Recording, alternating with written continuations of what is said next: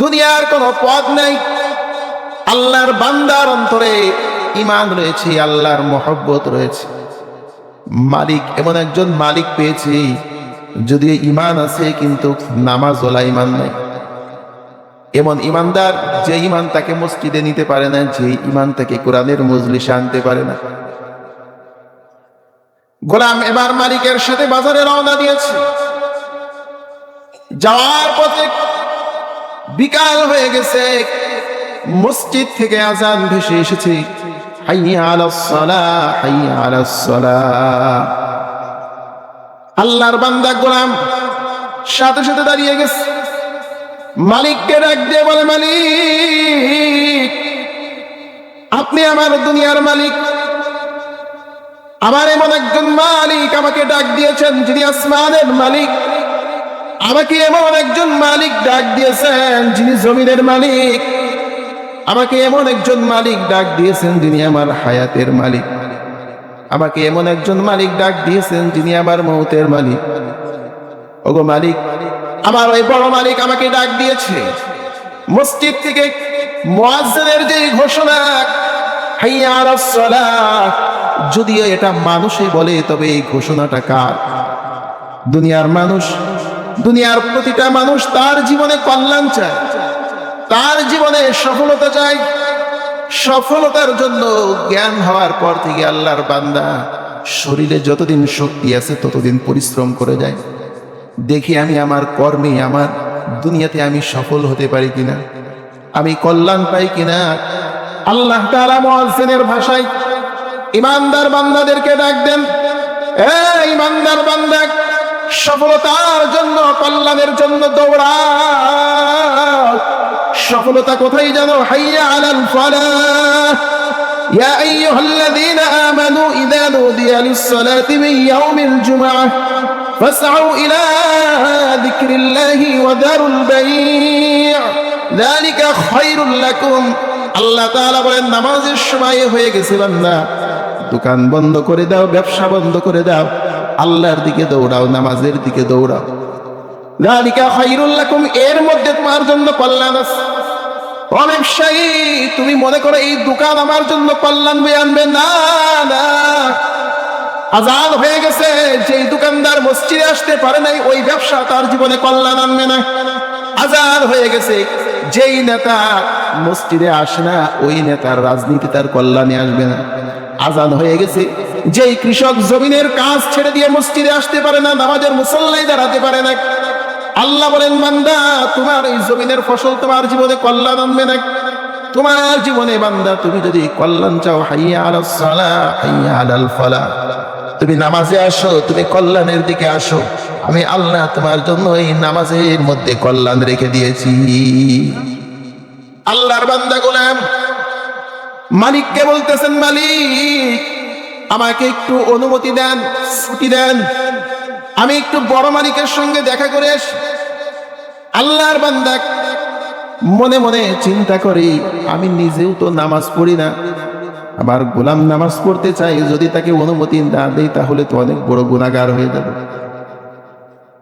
আমার সমাজের মধ্যে এমনও অনেক মালিক আছে, আজান হয়ে গেছে, গোলাম নামাজ পড়তে চায়, শ্রমিক নামাজ পড়তে চায়, ব্যবসায়ী ক্ষতি হবে, ফ্যাক্টরিতে লস হবে, চিন্তা করে আধা ঘন্টা 10 মিনিট যদি আমার ফ্যাক্টরির কাজ বন্ধ থাকে আমি ক্ষতিগ্রস্ত হয়ে যাব। এই জন্য দুনিয়ার অনেক মালিক দুনিয়ার লাভ বুঝলো, দুনিয়ার লাভ বুঝেছে, আল্লাহর মহব্বত বুঝে নেই। এই কারণে গোলামকে নামাজের ছুটি পর্যন্ত দেয় না। আল্লাহর বান্দা গোলামকে বললেন, গোলাম যাও, তোমাকে নামাজের ছুটি দিয়ে দিলাম। আল্লাহর বান্দা মসজিদে যায়, 4 রাকাত নামাজ পড়ে এরপরে মসজিদ থেকে আবার বের হয়। মালিকের সঙ্গে বাজারে গিয়েছে, বাজার শেষ করে আবার যখন বাড়ির দিকে রওনা দিয়েছে, মাগরিবের সময় হয়ে গেছে, মসজিদ থেকে আবার এলান, হাইয়া আলাস সালাহ, হাইয়া আলাস সালাহ। গোলাম ডাক দিয়ে বলে, মালিক আমার বড় মালিক আমাকে ডাক দিয়েছেন, আমাকে একটু অনুমতি দেন, নামাজে যাব। আল্লাহর বান্দা বলে, যাক। বাজারগুলি মসজিদের পাশে রেখে এবার গোলাম মাগরিবের নামাজে মসজিদে প্রবেশ করেছে। ইমামের পিছনে মাগরিবের 3 রাকাত নামাজ আদায় শেষ করে সুন্নতে দাঁড়িয়ে গেল। সুন্নত শেষ হয়ে গেছে, আল্লাহর বান্দা নফল নামাজে দাঁড়িয়ে গেছে। বাহির থেকে মালিক বারবার ইশারা দেয়, ডাক দেয়, এরে গোলাম, এত সময় নিয়ে কি নামাজ পড়ো? আর কত নামাজ পড়বা? আসো তাড়াতাড়ি বাড়িতে যায়। আল্লাহর বান্দা গোলাম, ওয়াল্লাযীনা আমানু আশাদ্দু হুব্বান লিল্লাহ, দুনিয়ার সব মাখলুকের চেয়ে আল্লাহর মহব্বত মালিকের অন্তরে বেশি। এই জন্য এক হাদিসের মধ্যে আছে, নামাজ মুসল্লি যখন নামাজে দাঁড়িয়ে যায়, মুসল্লি শুধু নামাজের মাধ্যমে তার আল্লাহর সঙ্গে তার মেরাজ হয়ে যায়। আল্লাহর বান্দা নামাজে দাঁড়িয়ে মজা পেয়ে গেছে, আল্লাহর সঙ্গে কথা বলে, আলহামদুলিল্লাহি রাব্বিল আলামিন আর রহমানির রহিম মালিকি ইয়াউমিদ্দিন।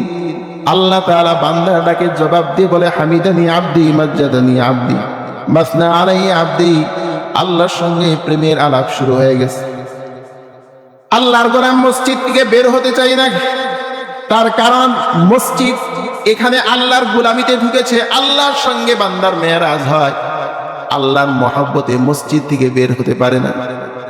সমাজের মধ্যে এমনও অনেক মুসল্লি আছে, মসজিদে যায় সকলের পরে বের হওয়ার জন্য তার মনটা ছটফট করে, কত তাড়াতাড়ি মসজিদ থেকে বের হতে পারে।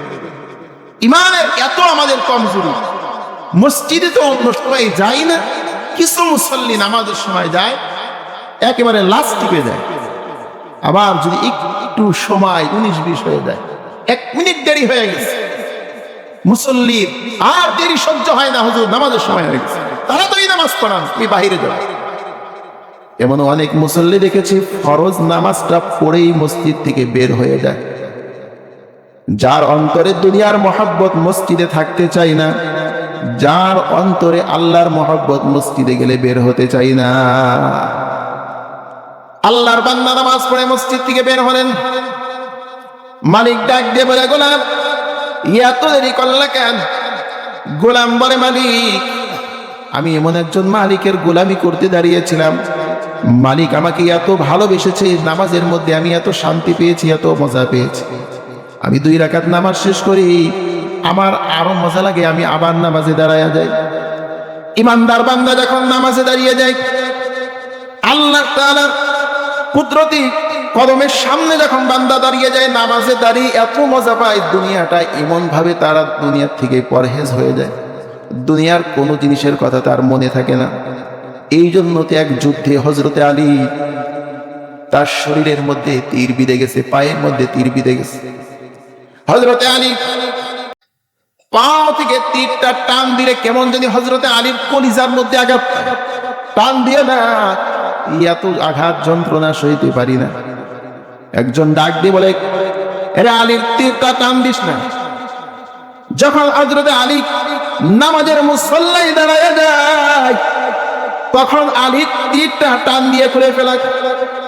হযরতে আলী রাদিয়াল্লাহু আনহু যখন নামাজের মুসল্লায় দাঁড়িয়ে আল্লাহর সঙ্গে প্রেমের আলাপ শুরু করে দিয়েছে, আল্লাহর প্রেমে এতটা মাতোয়ারা হয়ে গেছে, এবার সাহাবায়ে কেরাম হযরতে আলীর পা থেকে তীরটা টান দিয়ে খুলে ফেলেছে। নামাজ শেষ হওয়ার পরে হযরতে আলী বলে, আমার পায়ের তীরটা তোমরা খুলছনি। হযরতে আলী নামাজে দাঁড়িয়েছেন, এতটা নামাজের মধ্যে মনোযোগ খুশু তার ছিল, নামাজের মধ্যে তীরটা টান দিয়ে সরিয়ে ফেলেছে, হযরতে আলীর খবর হয় না। এটা ছিল নামাজ। قد أفلح المؤمنون الذين هم في صلاتهم خاشعون। কিছু মানুষ আছে তারা মনে করে বাহিরের জগৎটা আমার জন্য সফলতা, সফলতা দিতে পারে এই কোরআন, বিশ্বাস হয়। কথা বললেন না কেন? আমাকে চিনেন? আমাকে চিনবেন না? আমি আপনাদের এলাকায় আরো প্রায় 5 বছর আগে একবার এসেছিলাম, করোনার আগে। এই ফকিরপাড়া এই জায়গায় বড় একটা মাহফিল হয়, এখানে এসেছিলাম আরো 5 বছর আগে। আবার আপনাদের সাথে দেখা হয়ে গেছে, সেই 5 বছর আগের এক শ্রোতার সাথেও দেখা। উনি বলেন, হুজুর 5 বছর আগে আপনি যেমন ছিলেন এখনো তেমনই আছেন। তো 5 বছর আগে যেমন ছিলাম এখন তেমনই আছি, কিন্তু বয়সটা তো আর ধরে রাখতে পারিনি। বয়স ধরে রাখা সম্ভব? মানুষ চাইলে অনেক কিছু ধরে রাখতে পারে, বয়স ধরে রাখতে পারে না। জীবন থেকে যে হায়াতটা কাটা যায়, চলে যায়, সে হায়াত আর কেউ ধরে রাখতে পারে না। পারে? আর কেউ ধরে রাখতে পারে না। 5 বছর আগে অনেকের দাড়িগুলি কালো ছিল, শরীরের চামড়াগুলি অনেক টাইট ছিল। 5 বছর পরে দেখবেন সেই কালো দাড়িগুলি সাদা হয়ে গেছে, টাইট চামড়াগুলি লুজ হয়ে গেছে, জওয়ানির শক্তি অনেকটা দুর্বল হয়ে গেছে। ঠিক কিনা? মানুষের জীবনের অমাল হায়াতুদ দুনিয়া ইল্লা মাতাউল গুরুর, ধোঁকার এই দুনিয়ার জন্য মানুষ এত পাগল।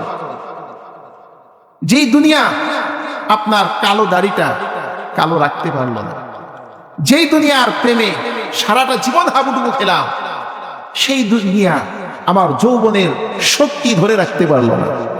যেই দুনিয়ার জন্য এত পাগল, যেই দুনিয়ার পিছনে এত সময় দিলাম, সেই দুনিয়া আমার চোখের জ্যোতি ধরে রাখতে পারলো না, সব তো কেড়ে নিল। ফিরানোর ক্ষমতা আছে? আল্লাহ তাআলা বলেন, সুম্মা লিতাকুনু শুয়ুখা। আল্লাহ পাক একবারে দুর্বল বানিয়ে দিবেন, এতটা দুর্বল বানাবেন মানুষ বার্ধক্যের কারণে এতটা দুর্বল হয়ে যায়, 2 মিনিট 1 মিনিট আগে কি বলেছে এটাও তার মনে থাকে না।